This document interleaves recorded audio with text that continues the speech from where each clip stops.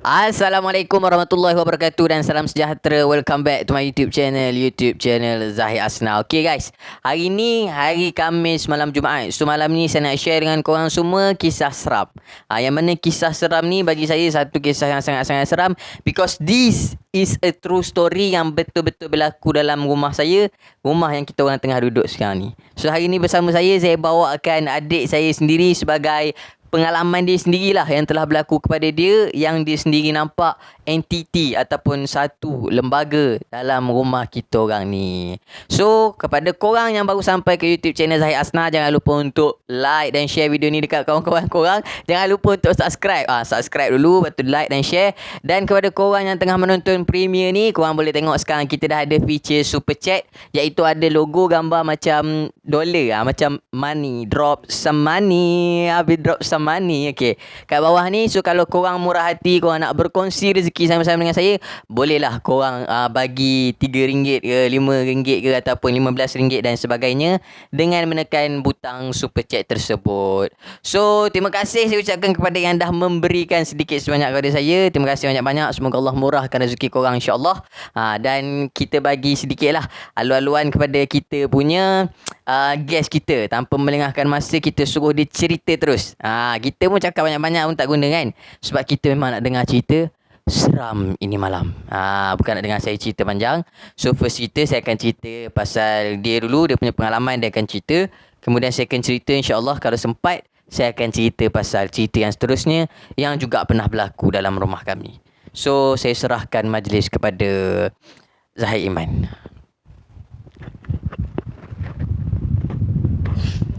Assalamualaikum warahmatullahi wabarakatuh. Okey, jadi seperti mana yang diterangkan oleh Zahid Asna tadi, malam ni saya akan berkongsi pengalaman seram saya. Cerita ni baru lagi, mungkin dalam bulan lepas. Bulan lepas. Beberapa minggu lepas lah. Masa tu malam yang tak ada air tu, hari apa? Hari Selasa.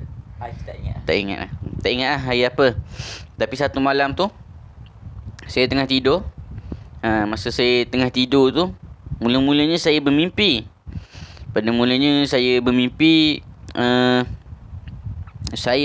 dalam mimpi tu saya ada terjumpa ni. Mimpi dia tu saya di sekolah. Saya berada di sekolah. Saya bermimpi, mimpi tu saya berada di sekolah. Saya berada di sekolah tu, kan biasa blok sekolah kan macam ada yang bertentangan. Lepas tu ada ruang kat tengah tu. Ada macam lapangan kat tengah tu kan. Jadi saya nampak dekat tengah tu ada budak kecil dalam lingkungan 2-3 tahun mungkin. Saya pergi dekat dia. Bila saya pergi dekat dia tu, saya nampak dia menangis air mata darah. Saya kata, ini bukan budak ni, saya kata. Lepas tu masa tu saya cuba untuk membaca ayat Al-Quran dalam mimpi tu. Kemudian budak tu berlari ke arah saya dalam keadaan dia menjerit. Daripada seorang budak, dia bertukar menjadi orang dewasa yang besar. Dia lari naik tangga. Bila dia lari naik tangga, saya nak naik tangga lah. Saya kejar dia sambil saya menjerit ke arah pejabat supaya pasang ayat Quran kat mic. Dan lepas tu bila saya naik tangga tu, saya nampak entiti tadi tu, yang daripada budak bertukar jadi orang dewasa tu, yang menangis air mata darah tadi tu. Saya nampak dia. Bila saya nampak dia, saya baca ayat kursi depan dia. Bila saya baca ayat kursi depan dia, dia dalam keadaan marah. Dia tanya, dia cakap dia tanya dalam bahasa Kelantan. Tanya, apa mu cari aku? Maksud dia macam, kenapa saya cari dia? Lepas tu saya pun baca lawak anzalna. Hadzal Quran tu. Bila dah nak habis tu, saya tersedar daripada tidur saya dalam keadaan tangan saya terketar. Tangan saya getar macam ni, macam ini dalam keadaan saya tidur. Tiba-tiba saya punya tangan macam pergi gitu. Tangan saya naik ke atas macam tu. Bila saya sedar tu, saya dengar bunyi gelupup, macam ada orang campak benda daripada luar pintu. Sebab saya tidur, saya tak tutup pintu bilik saya rapat. Ada sedikit ruang. Ada lebih kurang dalam 5 inci lebih kurang. Ruang antara tu, pintu tu saya tutup rapat. Saya dengar bunyi macam ada orang campak lebih kurang macam mungkin batu ke apa yang kecil lah daripada luar bilik tu. Luput sebab dalam bilik saya ada banyak jugalah barang macam kotak-kotak, macam barang-barang sikit. Saya dengar bunyi. Saya tengok ke arah dinding mula-mula. Ini ni. Lepas tu bila saya tengok, saya terasa nak intai pintu. Terasa nak intai ke pintu dalam keadaan saya berbaring. Saya cuba intai daripada bawah tau. Saya cuba intai daripada bawah. Bila saya intai dari bawah, saya nampak ada satu kaki. Kaki macam orang lelaki lah. Bila saya naik makin atas, saya nampak pakai swaslet. Naik makin atas lagi, dia macam pakai baju kemeja. Lebih kurang macam orang nak masuk hutan ni, itulah baju-baju dia. Bila saya makin atas lagi, saya nampak muka dia macam muka orang lelaki. Nampak muka orang lelaki yang tengah marah. Dan keadaan dia menunduk. Dia rapat pada frame pintu, antara frame pintu dengan pintu tu. Saya boleh nampak hidung dia, mata dia. Dia menunduk, muka dia macam tengah marah tengok pada saya. Tengok macam gitu. Saya bersandar balik. Saya dah nampak muka macam orang lelaki, tapi masa tu saya cuba untuk sangka baik lah. Saya kata mungkin mak saya kot. Sebab biasanya dalam bilik saya tu ada Swiss engine air. Kalau nak masuk bilik air, kita kena buka enjin air. Mungkin mak saya kot nak masuk bilik air, jadi nak buka enjin air dululah. Saya tunggu lebih kurang dalam 3 minit. Saya kata lamanya tak masuk. Saya hintai lagi sekali. Saya hintai dari bawah lagi, saya nampak, masih lagi nampak kaki tu. Kaki swaslet yang saya nampak tadi dalam keadaan muka marah dia tengok pada saya. Saya perhatikan betul-betul. Saya tengok. Saya kata, ini bukan orang ni, kata ini bukan mak saya ni. Ayah saya pun tak tidur pakai swaslet semat-semat itu. Saya tidur pakai kain plekat kan. Jaranglah orang tidur semat-semat pakai swaslet. Jadi bila saya perhati betul-betul, saya kata ini bukan orang ni. Ini bukan orang. Memang masa tu meremang bulu roma saya rasa. Masa tu tengkuk saya pun rasa macam seram lah, kita kata. Bila seram kan rasa macam meremang. Saya pun tidur rapatkan badan saya ke dinding. Saya tutup lah muka saya masa tu. Saya bersedia lah masa tu saya bersedia lah. Kalau apa pun terjadi, memang saya redha lah orang kata. Jadi itulah cerita daripada saya, pengalaman seram saya sendiri, pengalaman yang masih baru lagi. Jadi itulah sedikit sebanyak daripada saya. Apa pun, saya ingin ucapkan terima kasih lah kepada Zahid Asnah kerana sudi menjemput saya untuk berkongsi pengalaman saya. Okay semua. So cerita dia maknanya secara overall cerita dia pasal adik saya ni dia tidur, kemudian dia mimpi nampak hantu lah, kita panggil hantu. Dia mimpi nampak hantu, dan bila dia tersedar, yang ada dalam mimpi dia tu betul-betul tengah tengok dia kat depan pintu bilik, tengah memerhatikan dia dalam keadaan yang marah. Okay, cuba korang bayangkan and the situation, kejadian tu, the incident berlaku dalam rumah ni lah yang kita orang tengah duduk sekarang, yang mana kita orang tengah borak dengan korang semua ni. So tu okay. Yang saya tanya, yang saya pelik tu, kenapa dalam mimpi tu dia datang, dia tanya saya kenapa saya cari dia. Itu yang saya tanya. Sedangkan dia yang datang kepada saya. Jadi saya pelik lah, siapa yang cari siapa sebenarnya. Sampai hari ni saya belum dapat jawapan lah. Tapi tak nak jawapan lah. Tak nak dia datang, kita tak mahu dia bagi jawapan lah.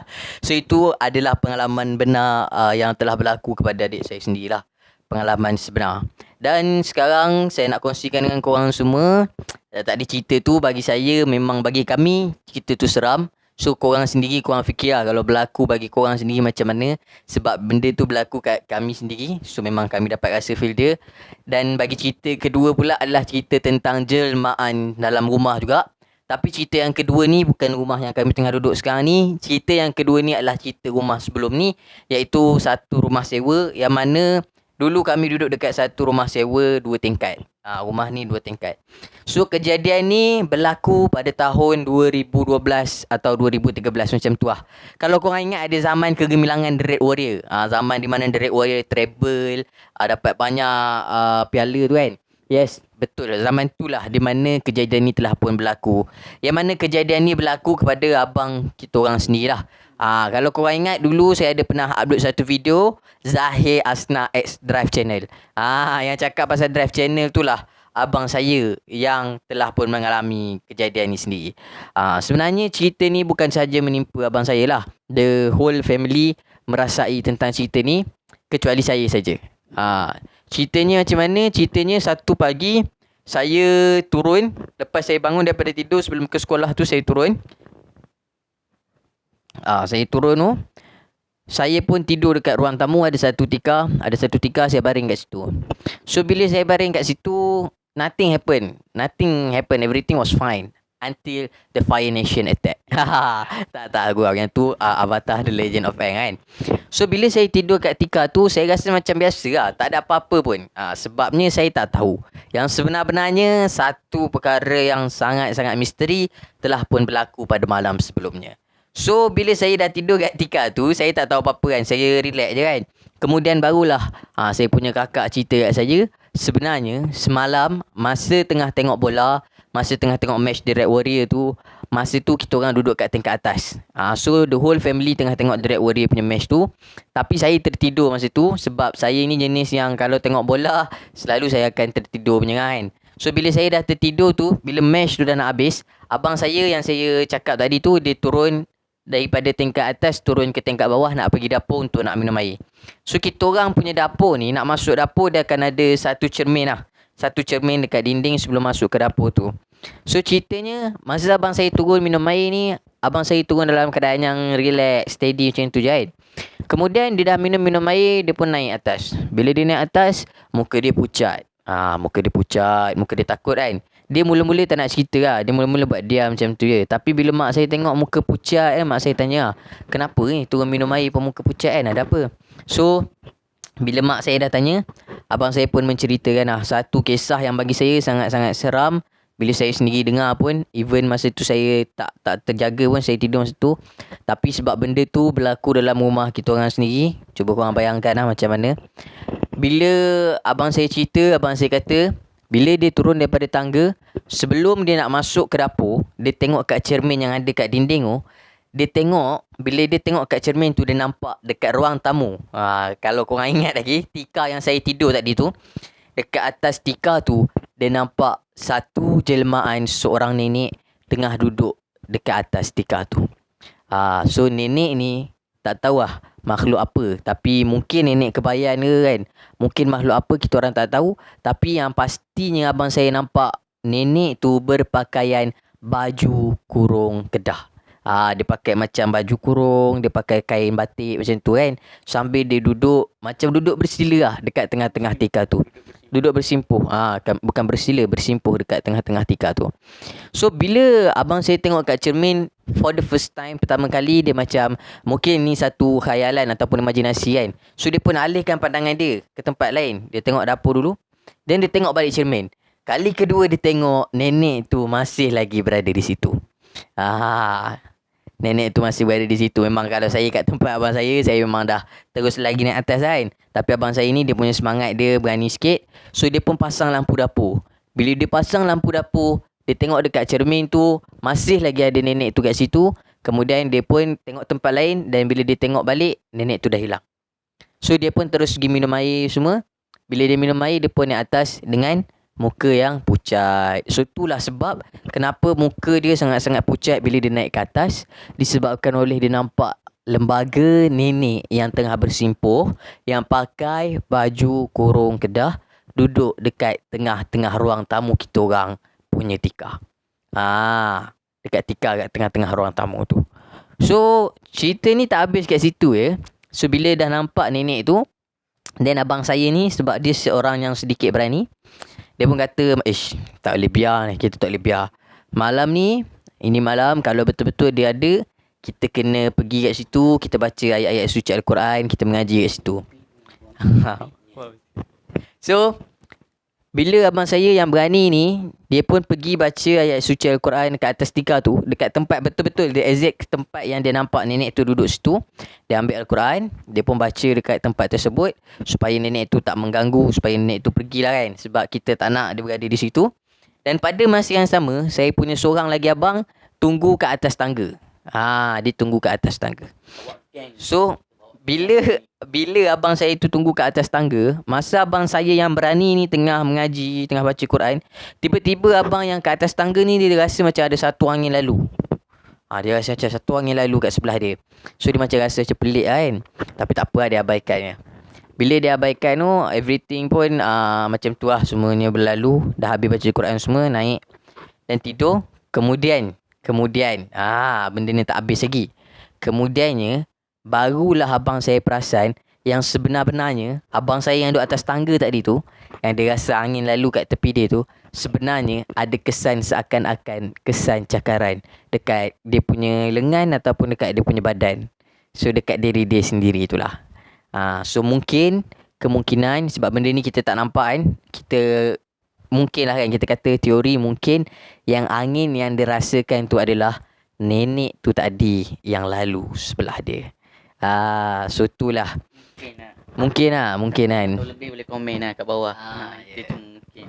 So itulah perkongsian kita untuk malam ni, cerita tentang penampakan makhluk ataupun entiti-entiti yang kita boleh gelar sebagai hantu ni yang pernah ternampak dalam rumah kita orang sendiri. So kita orang cerita ni hanya sekadar untuk perkongsian. Jangan pula korang terlalu taksub, jangan pula korang takut. Kita takut hanya kepada Allah Subhanahu Wa Taala, kita berserah diri kepada Allah Subhanahu Wa Taala semata-mata. InsyaAllah moga-moga Allah Subhanahu Wa Taala lindung kita semua daripada makhluk-makhluk yang jahat ni, makhluk-makhluk yang tak baik ni kan.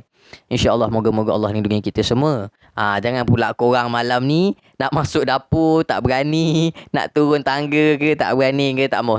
Jangan nak tidur takut cek-cek pintu ke, tak payah. Ini hanyalah sekadar untuk perkongsian semata-mata. So kepada korang yang sudi menonton sehingga ke akhir video, yang sudi mendengar cerita kita orang ni, terima kasih banyak. Terima kasih. Terima kasih banyak. Dan pada korang yang berminat untuk dengar lagi kisah-kisah seram, mungkin ada lagi yang korang nak dengar untuk kami kongsikan kan. Sebab macam dia dulu dia duduk asrama, mungkin ada kisah seram asrama dia. Saya pun duduk asrama kan, ada kisah-kisah seram ke, korang nak dengar kami cerita, korang boleh komen kat bawah. Korang share video ni supaya lebih ramai orang tengok. Bila lebih ramai orang tengok, kami lebih semangat nak share konten dengan korang semua. Okay guys, terima kasih kepada semua yang sudi menonton sehingga ke akhir video. Akhir kalam dari saya, tiada Tuhan selain Allah. Assalamualaikum warahmatullahi